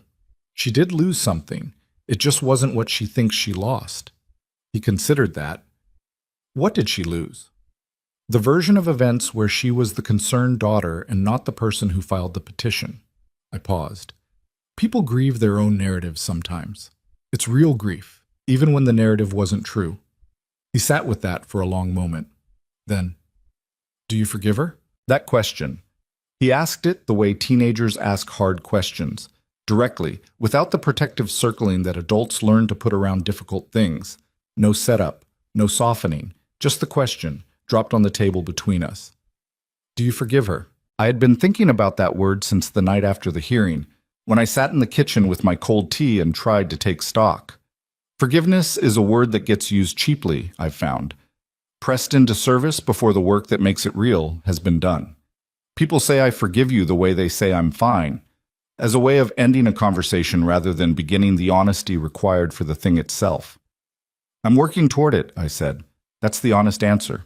What does working toward it look like? I thought about that for a moment. It looks like not calling her every day to remind her of what she did. It looks like not building a case against her in my head that I revisit every night. It looks like... I stopped. It looks like keeping the door open at a distance I can actually sustain, where I'm not lying to myself about what's there and not punishing her for what isn't. Noah absorbed that with the seriousness he brought to everything. That sounds hard. It is hard, I said. Anyone who tells you forgiveness is easy is either lying or they weren't hurt enough to matter. He almost smiled at that. Almost. She asked me, he said after a moment, if I was going to keep coming here. I went still. What did you tell her? I told her yes. His voice was steady. No hesitation. I told her that had nothing to do with her or the hearing or any of it. I told her you're my grandfather, and I come here because I want to, and that's not up for negotiation. I looked at him, 16 years old, sitting at my kitchen table on a Saturday morning with a glass of water and a spine I would have been proud of at any age. Did she push back? I asked. She tried. He shrugged, not dismissively, but with the particular weariness of someone who has had a version of this conversation more than once and knows how it goes. I told her I loved her, but this wasn't something I was going to change my mind about. I had nothing to say to that for a moment. There was nothing adequate. You want to help me with that section of gutter that's been giving me trouble? I asked finally. He drained his water glass. Yeah, he said. Let's go. We worked through the morning. The gutter needed reattaching at 2 points where the bracket had pulled loose from the fascia. Ice damage from last winter, never gotten to. It was awkward work because of the angle and the height, the kind of job that's easier with 2 people. Noah held the ladder and handed up tools, and at one point caught the bracket when I fumbled it, which saved me from having to come back down. We didn't talk much while we worked. That had always been the thing about those mornings. The silence between us was never empty. It was the silence of people doing something together that doesn't require narration. When we were done and cleaning up, Noah said, Grandpa, what are you going to do now? Like, going forward, with everything? What do you mean? He gestured vaguely. The money, the house, everything. He paused. Are you going to change anything? I thought about that. About the cold tea and the rattling truck and the Friday nights at May's and Dolores calling me hon and keeping my cup filled. About whether any of that needed to change now that the world knew what it knew. The house stays, I said. The truck stays. The diner stays. I looked at him. I might travel some. I've been thinking about that. There are a few places Margaret always wanted to go that we never got to. I thought maybe I'd go for both of us. He nodded. Where? Scotland, maybe. She had this thing about Scotland, some book she'd read when she was young. I could never get the full story out of her about why specifically. She was cagey about it, which was unlike her. I shook my head. Ireland, maybe Portugal. I don't know. Places where nobody knows my name or the number in my account. That sounds good, Noah said. And I'm going to change my will, I said. He looked at me quickly. I had not planned to say that quite yet, but there it was. I've been thinking about it for a while. I thought about it during the hearing, actually. Sitting at that table, listening to the petition, watching the attorney talk about my finances like they were a public resource. I paused. I've worked for 40 years to build something that outlasts me. I'm going to be deliberate about who it goes to. Noah's expression was careful. I knew what he was wondering, and he was not going to ask. That's a conversation for another day, I said. But I want you to know I'm thinking about it, clearly and on purpose. He nodded. Neither of us said anything else about it, which was the right call. Some things needed to be said and then allowed to settle before they were picked up again. There was one more thing I had been working toward since the night after the hearing, and it was the hardest thing. And it had nothing to do with the courts or the money or the will or the gutter brackets. About 10 days after Noah's visit, I sat down at the kitchen table in the evening with a legal pad and a pen. Not a computer, not my phone. A pen and a legal pad, the way I had written things my whole life, because there is something about the physical act of putting words down by hand that makes you choose them more carefully. I wrote 2 letters, one to Claire, one to Ethan. They were not long letters. I had seen the trap in long letters, the way length becomes an opportunity for score settling, for relitigating every grievance, for making the whole thing about the writer rather than the thing that needed to be said. I didn't want that. I had no interest in settling scores. I had won the only score that mattered in a courtroom with 41 minutes of deliberation, and what I felt about that was not triumph. It was just the flat plane of something resolved. What I wanted to say was simpler than score settling. I wrote to each of them, separately and differently, because they were different people and deserved different words, that I understood what had happened. Not that I excused it. Understanding and excusing are not the same operation, but I understood the logic of fear that had led them there. The fear of irrelevance, of losing access, of watching a resource reorganize itself outside their reach. I understood it because it was the same fear that had been in the room every time Ethan called about a business plan, every time Claire measured her words before positioning a need. The money had just stripped the fear of its costume. I wrote that I was not going to spend whatever years I had left being angry at them.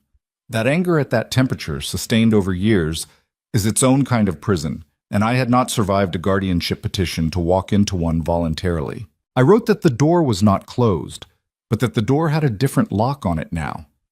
That what came through that door would have to be honest, unscheduled, and free of agenda, or it would not come through at all. Not because I was punishing them, but because I was 73 years old and I had learned, late and expensively, the difference between the people who showed up for me and the people who showed up for what I had. I was going to spend my remaining years in the company of the former, and I was not going to apologize for that to anyone. And I wrote, this was the part that took the longest to find the right words for, that I had loved them their whole lives and that had not changed. That love was not the question. The question had always been whether love was enough to sustain a relationship on its own, without honesty, without presence, without the kind of mutual scene that makes 2 people actually visible to each other. I had my answer now. Love was not enough. It never had been. It was necessary, but not sufficient. And somewhere along the way, I had confused necessity with sufficiency and paid for that confusion in ways I was still counting. I signed each letter. Your father, Warren. Not love, Dad. Not Dad. Your father, Warren. The full name, the full person, the man behind the money and behind the title and behind 40 years of being underestimated by the people he loved most. I sealed the envelopes. I wrote the addresses by hand. I did not mail them that night. I sat with them on the table for 2 days, reading them again each morning to make sure they said what I meant, and not something I would regret.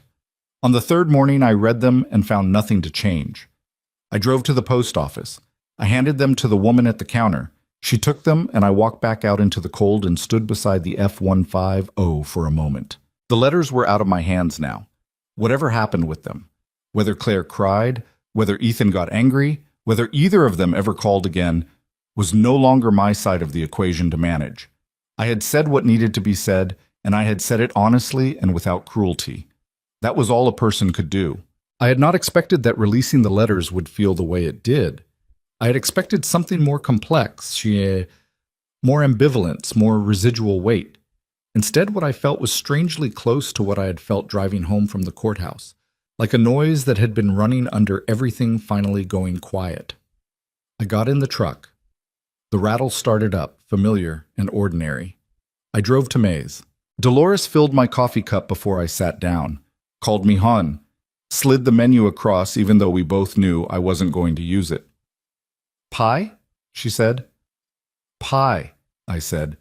She brought the cherry this time, which she knew was my second choice, and when I looked up to mention it, she had already disappeared into the kitchen. I ate it anyway. It was good.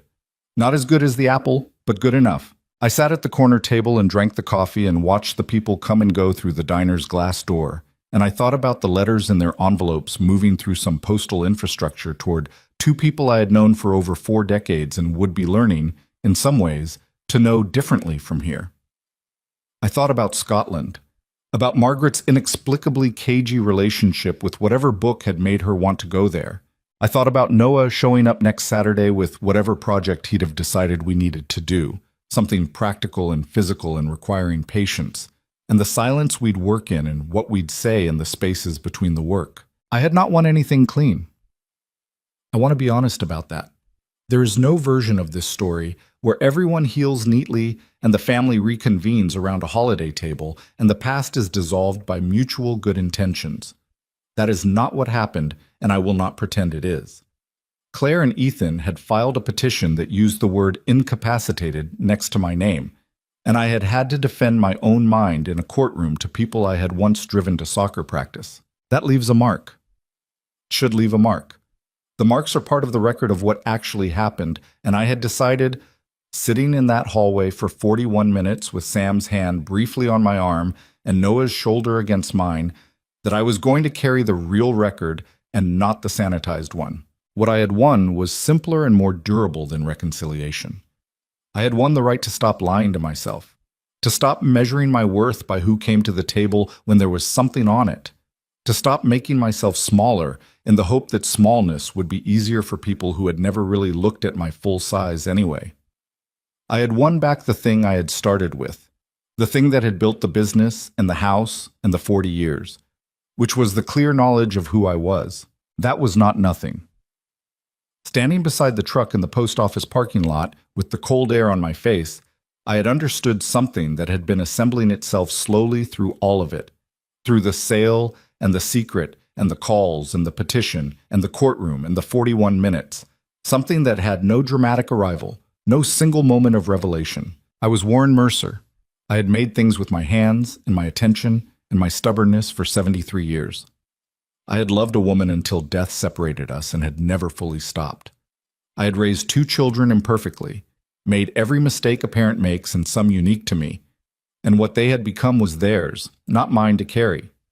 I had a 16-year-old grandson who showed up on Saturdays with hardware store supplies and the best instincts of anyone in the family. I had a house on Callaway Road with a porch that still sagged on the left side. I had work left to do on that porch. I thought I might get to it this weekend, if the weather held. The weather held that weekend. I got to the porch on Saturday morning the way I said I would, pulled up 3 of the worst boards on the left side, the ones that had been soft underfoot for 2 seasons, the ones I'd been stepping around instead of fixing, which is a habit I had apparently developed with structural problems the same way I had with emotional ones. Step around. Accommodate.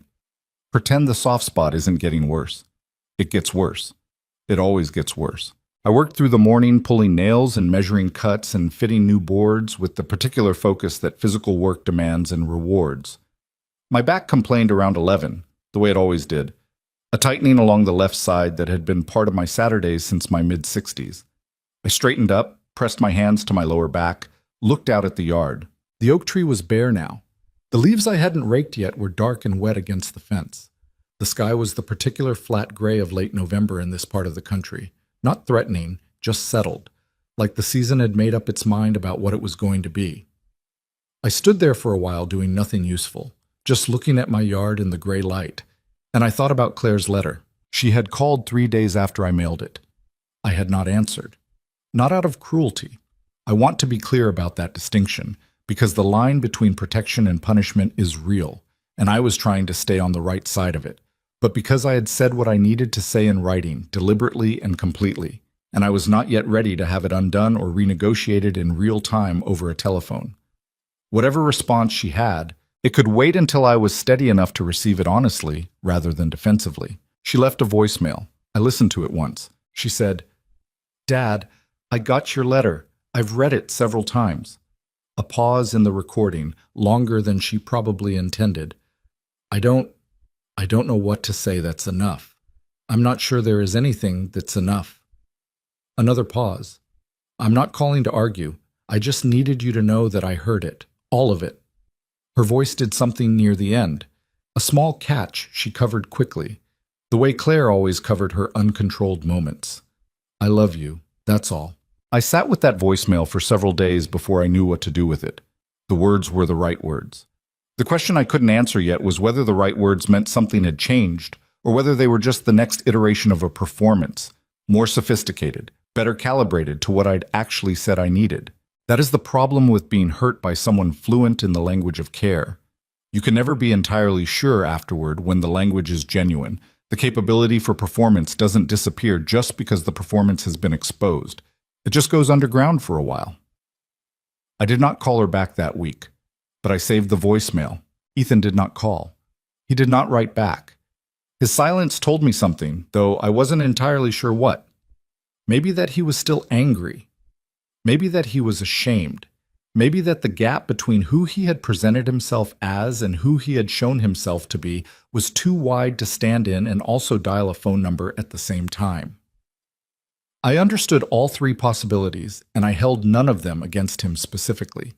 The anger and the shame and the paralysis, those were his work to do. I had stopped believing it was my job to make that work easier for him. What I had started to understand, standing on my half-repaired porch in the November gray, was that forgiveness, the real kind, the kind that doesn't require the other person to apologize first or change first or become someone different. Forgiveness was not something I could wait to feel. It was something I had to decide and then practice until it became true. Like learning a physical skill deliberately, imperfectly, repeatedly. I had decided. I was practicing. Some days it went better than others. Noah came by that afternoon, later than usual, showing up around 2 with a paper bag from the sandwich place on the county road. He handed me a turkey club without asking if I wanted it, which was the right move because I had forgotten to eat lunch. He looked at the porch boards. "You started without me. I had time this morning." He set down his own sandwich and crouched to examine the new boards, running his hand along the seam the way someone does when they're checking the quality of work. He looked up. "That's solid." "It'll hold," I said. We ate on the steps, which were still intact. The problem had been the left section of the deck boards, not the stairs. It was cold enough that our breath showed when we talked. Noah had his jacket zipped, hands around his sandwich for warmth. I had the Carhartt, which had been adequate for November in this state for 11 years and continued to be. "I heard from my dad," he said after a while. I looked at him. Noah's father, Claire's ex-husband, a man named Derek who had left when Noah was 11, was largely absent from the regular story of Noah's life. He appeared occasionally at the edges, called on birthdays, visited twice a year roughly, sent money without consistency. He and Noah had the particular relationship of a father and son who had learned to be careful with each other because the alternative was too expensive. "What did he want?" I asked. "He heard about the court thing. From Mom, probably." Noah took a bite of his sandwich, chewed, looked out at the yard. "He wanted to know if I was okay," which I think he actually meant it, but then he also started asking questions about the money situation. How much, what I knew, whether I was in the will. He paused. I told him I didn't know, and it wasn't my business. That was the right answer. I know. He was quiet a moment. "It's just, I don't know. Everyone keeps treating it like the money is the thing, like the whole story is about the money." He looked at me. "But it's not about the money." "No," I said. "It never was. It's about whether you matter to people when there's nothing in it for them." He said it flatly, not dramatically. A 16-year-old who had arrived at a 40-year-old understanding through the direct route of watching it happen. That's what the whole thing was about. I looked at my grandson. The cold had put color in his face. He was eating his sandwich and stating a fundamental truth about human nature with the same casual authority he used to describe a mechanical problem in the garage, like it was just a thing that was true and needed saying. "When did you get so clear-eyed?" I asked. He shrugged. "You kind of stop being confused about people when they show you exactly what they are." He finished his sandwich, crumpled the paper. "I learned that from watching you, kind of. The way you handled all of it. You didn't pretend it wasn't happening." I thought about all the ways I had pretended it wasn't happening. All the cold tea and the voicemails I replayed and the months I'd spent hoping warmth was real, when part of me already knew the temperature. I I pretended for longer than I should have, I said. But you stopped, he said simply. That's the part. We finished eating. We went back to the porch and worked through the afternoon, fitting the last 2 boards and sanding the edges where they needed it, and treating the wood against the winter wet. By the time we were done, the light had gone flat and low, and my back was making its opinion known. Noah stood on the repaired section, bounced on it once to test the hold. It held. Good, he said. Good, I said. We cleaned up in the fading light, and before he got in the truck to leave, he stopped and turned back. There was something on his face, a decision being made or recently made, something he'd been carrying into the afternoon and had finally gotten to. I want to show you something, he said. Next Saturday. You don't have to do anything or agree to anything. I just want to show you. What is it? It's easier to show you than explain. He paused. Just trust me. I trust you, I said, and I meant it without reservation, which was not something I could say about many people and never said cheaply. He nodded, got in the truck, drove away down Callaway Road in the early dark. I stood on the repaired porch and it held my weight without complaint. The following Saturday, Noah arrived with a small video camera. Not a phone, an actual handheld camera he'd borrowed from his school's media program, and a vague explanation that involved the phrase, just talk normally and forget it's there, which is the kind of direction only someone who has never tried to forget a camera is there would give. I made us both coffee. He set the camera on the kitchen counter, pointed loosely in my direction, and told me to show him how the lamp worked. The old floor lamp in the living room. The one with the bad wiring in the socket that had been flickering for 3 months. You want to film me fixing a lamp, I said. I want to film you explaining while you fix a lamp. He picked up his coffee mug. Just talk me through it like I don't know anything. I looked at the camera. I looked at Noah. I picked up the lamp. I talked him through it.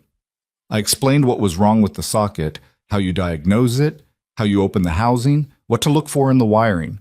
I talked about the tools and why each one and what you do when the wire gauge isn't what you expected. I was not performing. I was just talking, the way I talked when we worked, the way I'd talked to employees for decades when someone needed to understand something I understood. Somewhere in the middle of explaining how to test the connection, I forgot about the camera. Not deliberately. It just stopped being a thing I was aware of. The lamp and the problem and the conversation with Noah filled the available attention, and the camera became part of the background, like the floorboard and the faucet drip and all the other ordinary details of the house.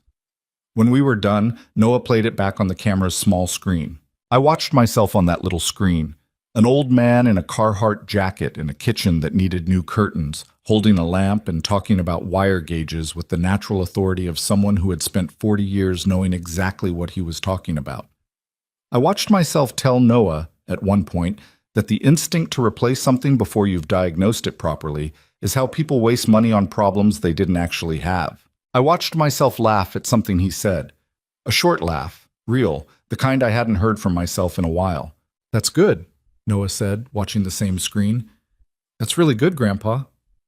It's me fixing a lamp. It's you knowing something and not making it complicated. He looked up from the screen. Can we do more? Not just repair stuff, stories, too. Things you know, things about the business, about Grandma, about just things. I understood what he was doing, I think, even then. Not entirely. I didn't anticipate what came after. Nobody could have. But I understood the instinct behind it. He was building something. A record. He was 16 years old, and he had watched his grandfather nearly get erased by his own family's legal filing, and something in him had decided that erasure was not going to happen. Not on his watch. Not while there was a camera he could borrow from school. All right, I said, what do you want to know? Over the next 6 weeks, Noah came every Saturday. Sometimes we filmed in the kitchen, sometimes in the garage, sometimes on the porch, if the weather was bearable. He asked me about the business, how I started it, the early years, the mistakes I made in the first decade that I wouldn't admit to anyone for years afterward. He asked about Margaret, how we met, which is a story involving a broken-down car on Route 9 and a woman who flagged me down with more confidence than the situation warranted, and who, when I fixed her radiator in 40 minutes at the side of the road, looked at me and said, "You're either very good or very lucky." And I said both. Which was the most confident thing I'd said to a stranger in my life up to that point. He asked me what I'd learned, Not from the sale or the petition, from all of it, from 73 years. I thought about that one for a long time before I answered, while the camera sat on the counter and Noah sat across from me with his coffee cooling.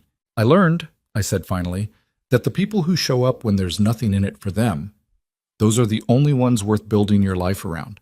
Not because everyone else is bad, but because time is the only real currency any of us has, and how people spend it tells you everything the words can't. Noah was quiet. The camera ran. I learned that love isn't a feeling that justifies anything. It's an action that has to be repeated to mean something. I paused. I love my children. I don't stop. But I spent years confusing the feeling with the action and letting that confusion do the work that honesty should have done. What do you mean? Noah asked. I mean, I told myself everything was fine because I felt love, when what I should have been looking at was what we were actually doing, or not doing. I looked at my hands. I was invisible to them for years before the money. I made excuses for that. That was my mistake, not theirs. They showed me who they were, and I kept reinterpreting it. I paused. You don't fix a problem you won't look at directly. Same principle as the lamp. Noah smiled at that, just slightly. And I learned, I said, that your dignity is not a bargaining chip. Not with family, not with anyone. The moment you let someone make you feel that your worth is conditional on what you can provide, that's the moment you have to draw the line. Not angrily, but clearly. I had not planned any of those words. They arrived the way truth tends to when you've been living with it long enough. Not as performance, but as report. I found out about this video on a Tuesday evening in January when Noah called me and said simply, "Grandpa, I need to tell you something and I need you not to be upset before I explain." In my experience, sentences that begin that way are followed by things that have already happened. "What did you do?" I asked. "I posted some of the footage," he said, "on my channel, just the lamp one at first as a test. And then it kind of—" He paused. "It got a lot of views, Grandpa." I was quiet. "How many views?" "A lot." Another pause. 300,000 as of this morning. I sat down. 300,000 people watched me fix a lamp. They watched you explain things. The lamp, yeah, but also, he was trying to find the words. People were commenting, like a lot of people, saying things like they hadn't heard anyone talk like that in a long time, like it felt like their grandfather, like they didn't have anyone in their life who just— He stopped. Just talked straight and knew things and didn't make it into a big thing. 300,000 people. I couldn't make that number real in my head. I had spent my life working for and with and among people I could see and name. Numbers at that scale belonged to a world I had watched from a distance and not particularly wanted to join. "Noah," I said carefully, "you should have asked me." "I know." His voice was genuinely contrite. "I'm sorry. I thought it wouldn't go anywhere, and then it did. And I should have told you before I posted it, and I should have asked, and I'm sorry." A pause.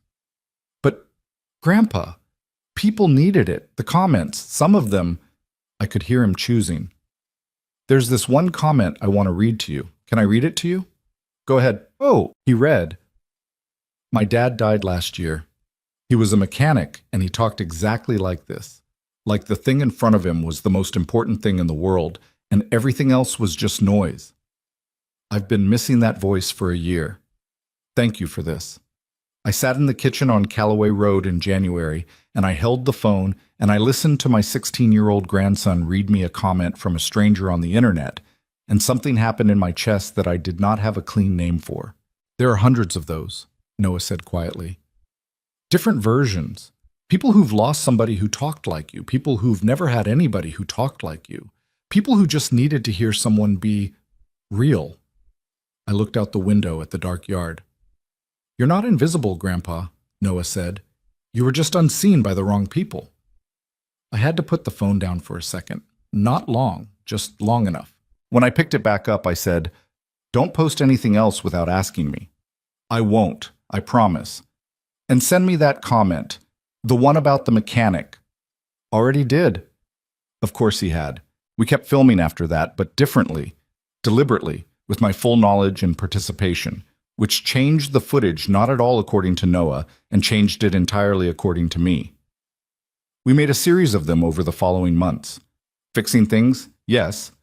The truck, the fence, a neighbor's generator that I helped with one weekend. But also the other things Noah had asked about. Stories from the business, stories about Margaret, stories about what it meant to start something with nothing and build it carefully over time, and about what it meant to lose people, and about what you do with the years that remain after the worst things have happened. I was not performing wisdom, I was just talking. That was the thing Noah understood that I had to learn.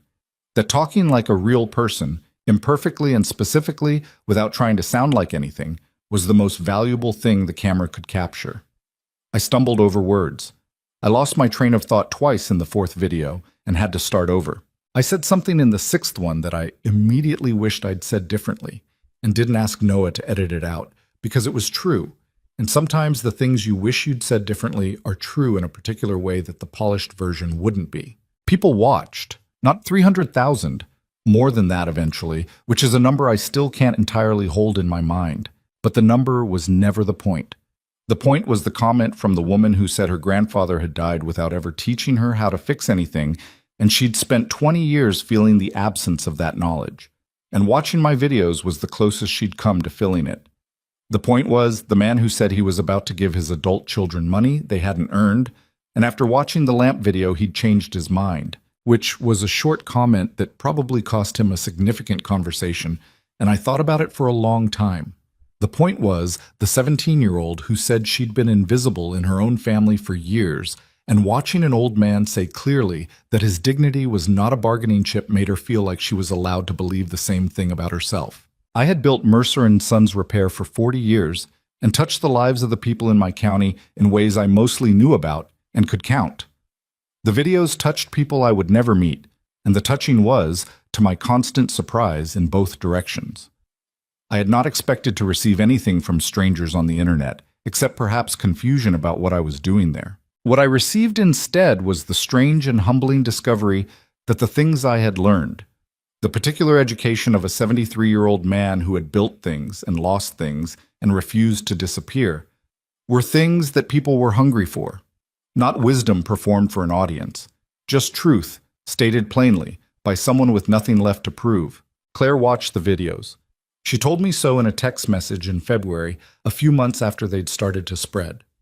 The message said, "I watched the one where you talk about Mom.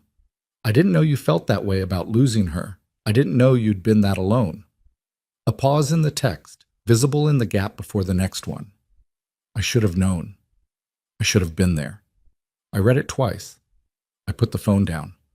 I thought about what to say back for most of an afternoon. I wrote, "I know I believe you. Not it's okay. Not I forgive you in the cheap version. Not let's move on as if moving on required no movement. Just, I know I believe you." She replied, "Can I come see you sometime? Not with any agenda, just to see you." I held that for a day before I answered, because the question deserved a real answer, not a reflexive one, and because the difference between opening a door and pretending the old door still existed was something I needed to be honest about before I said yes. I wrote back, "Yes. Call first. Give me a few days' notice." She did. She came on a Saturday in March, a cold, bright day when the yard was starting to come back from winter. She came alone, and she did not bring a casserole or wine. She knocked on the front door instead of coming around back, which was different, which I noticed. I let her in. We sat at the kitchen table, and I made coffee, and we talked for 3 hours. Not about the money, not about the petition, not about anything that had legal dimensions or financial stakes. We talked about her mother, which we had not done in years. She asked me things she'd apparently been wanting to ask for a long time about what Margaret had been like before she was a mother, what kind of woman she was at 30, whether I had known from the beginning. I told her yes, I had known from the side of Route 9. She almost smiled. She talked about her own life in ways she hadn't before, the marriage that had ended quietly and badly, the loneliness she'd managed in the years since by staying busy the way our family managed. Most things that hurt, which was to keep moving so you didn't have to stand still in it. She talked about Sophie, who was 14 now and starting to show the same sharpness her grandmother had shown, which was both a gift and something Claire was still learning to navigate. It was not a reconciliation in the clean sense. Nothing was forgiven in sweeping terms over coffee. But it was honest. More honest than anything we'd managed in probably 20 years. And honesty, I had learned, was the only actual foundation. Not warmth, not history, not blood, not the idea of family, just the willingness to be real with each other and let the chips fall where they did. Before she left, standing at the door with her jacket on, Claire said, "Dad, I need you to know, I'm not proud of what I did. I can't explain it in a way that makes it okay, so I'm not going to try." She looked at me directly. "I just need you to know I know what it was." "I know you know," I said. She nodded. She hugged me, briefly, and a little stiff, because we had not been people who hugged easily in the past years, and that would take time to become natural again if it ever did. Then she left. I stood in the doorway and watched her go. It was not fixed. I want to say that clearly because stories have a pressure on them to resolve cleanly, and I am not going to dishonor the actual experience by pretending clean resolution arrived on a Saturday in March. What arrived was a beginning, a cautious, imperfect, real beginning, which is more valuable than a perfect ending because it has somewhere to go. Ethan called in April. He called on a Tuesday evening, which I noted because Tuesday evenings had been how Claire and I used to talk before everything. And the Tuesday call had always felt to me like a specific choice of when to reach someone. Not weekend, not rushed morning, just the middle of the week when nothing else is competing. He said, "Dad, I know I'm late to this." "You're here," I said. A long pause. "I watched the videos." "A lot of people have." "Dad." His voice had something in it that I hadn't heard in a long time. Something underneath the brightness and the performance and the business plans. Something raw and tired. "I've been trying to figure out how to call for 4 months. I kept starting and stopping. He stopped. "I'm not good at this." "I know," I said. "You never were. That's partly my fault." "It's not. Some of it is," I said. "I'm not saying all of it. But parents build the first template. I built one where we didn't talk about hard things directly. I didn't either. That's something I know now." Silence. Then, "What do I do with everything I did, Dad? The petition. I filed a document in a courthouse that called you incapacitated. How do I—" His voice cracked just slightly, and he didn't try to cover it the way Claire covered her cracks. Ethan, when he broke, just broke, which was its own kind of honesty. "How do I walk back from that?" "You don't walk back from it," I said. "You can't. It happened." I paused. "But you can walk forward from it. That's different." Another long silence. "I don't know how to do that." "Start with the call," I said. "You already did that part." He didn't say anything for a moment. Then quietly, "I'm sorry, Dad." I sat in the kitchen that had not changed in 40 years, in the house that had held my entire life, and I held the phone, and I let the apology be what it was. Imperfect, late, inadequate to the size of what it was apologizing for, and still genuinely meant. I could tell the difference now. I had learned to tell the difference. "I hear you," I said. "I'm not going to say it's okay, but I hear you." "That's enough," he said. "For now." "Yeah," I said. "For now." The will was finalized in May, 5 months after the hearing. Sam and I went through it over 2 sessions, carefully and completely. It was structured differently than the previous version. More specific, more deliberate, more reflective of what I had actually learned about the people in my life and what I believed would serve them well rather than simply reward them. I won't lay out the specifics here because the specifics are not the story. The story is the principle behind them, which was simple. I left things to people who had demonstrated that they could carry them responsibly. Not people who deserved it in some abstract moral accounting, not people who had been punished or rewarded based on a single chapter of behavior, but people who had shown me, over time, in the ordinary accumulation of Saturdays and phone calls and honesty at cost, who they actually were. Noah knew there was a conversation coming. I told him so one Saturday in June, the first warm week, when we were sitting on the repaired porch in actual sunshine, which felt like something the season owed us after the winter we'd had. He said, "You don't have to tell me the details." "I'm not going to today," I said. "But I want you to know that what I've decided reflects everything I've seen, not what I felt I owed, what I saw." He nodded. He was looking out at the yard where the oak tree was fully leafed out again, green and heavy in the June light. "I didn't do any of it for that," he said. "I know," I said. "That's exactly why." He turned and looked at me, and in his face I saw something that had taken me 73 years to fully understand, and that he had arrived at naturally, at 16, by simply being who he was. The knowledge that the people who expect nothing from you are the only ones capable of giving you everything that matters. I had spent a year trying to answer a question about whether my family could see me when money was removed from the equation. The answer had been painful and clarifying, and had cost me things I was still paying for in small ways on ordinary days. But the answer had also given me this porch, solid underfoot now, this yard in June, this kid sitting next to me who had shown up on Saturday mornings for a year with hardware store supplies and borrowed cameras, and the absolute refusal to let an old man become invisible. I had built a $40 million business from a rented garage and a box of secondhand tools. I had raised 2 children through all the mess and failure that raising children entails. I had loved a woman for 39 years and buried her, and kept going because that was what she would have required of me.